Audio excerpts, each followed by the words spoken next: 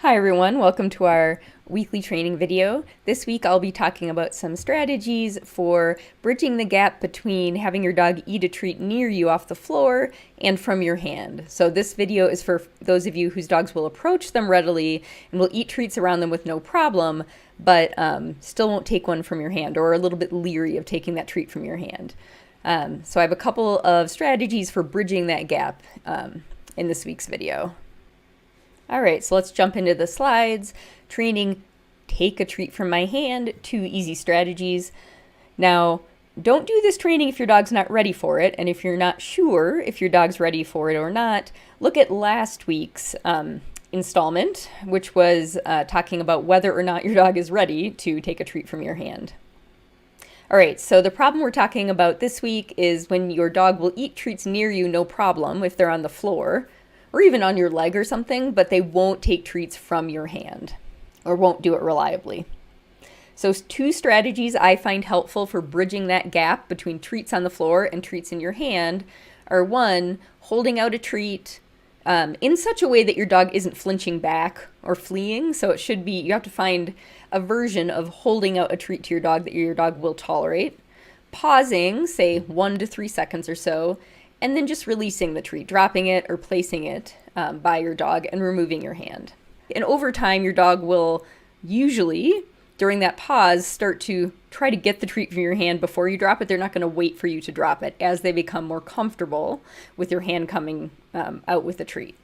The second sort of bridge strategy here is using a treat stick as kind of an extension of your hand and then slowly shortening that extension. Hopefully this will make more sense when we look at the video. All right, so you have a dog who will eat a treat next to you, but not from your hand. Strategies to bridge that gap. First strategy is to hold out the treat, pause, and then drop it. So this is how I started with Pancake. Here I'm getting a little closer. You see sniffing my hand. I release the treats. I don't make him take it from my hand. And over time, as he got more and more interested in those treats in my hand, he then started taking them from my hand reliably. And here's just another example with a different setup. You'll see the foster mom hold the treat out toward the foster dog, pause very briefly, then place the treat down next to her. And over time, the dog starts getting more interested in that treat and eventually stops waiting for her to put it down. She just takes it right from her hand. All right, the treat stick strategy. Here I have one of those Target sticks that has a clicker on the handle. I'm not using the clicker. But it's a telescoping stick, and I have treats on the end of it. So I'm kind of using it as an extension of my hand. So here Pancake's licking off the end. You can do this with a spatula as well, it's just not as long. And then over time, you see you can shorten that distance. With the telescoping thing, you can see I'm just making it shorter and then going to my hand. If you're using a spatula or something, you could just slowly move your hand up the handle, so there's less distance between your dog's mouth and your hand. All right, so those were 2 strategies to bridge treats on the floor and treats in your hand for your fearful dog.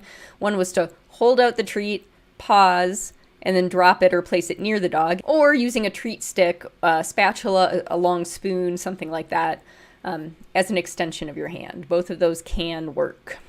All right, thanks everyone. I hope this helped. You can get more confidence building tips through our newsletter.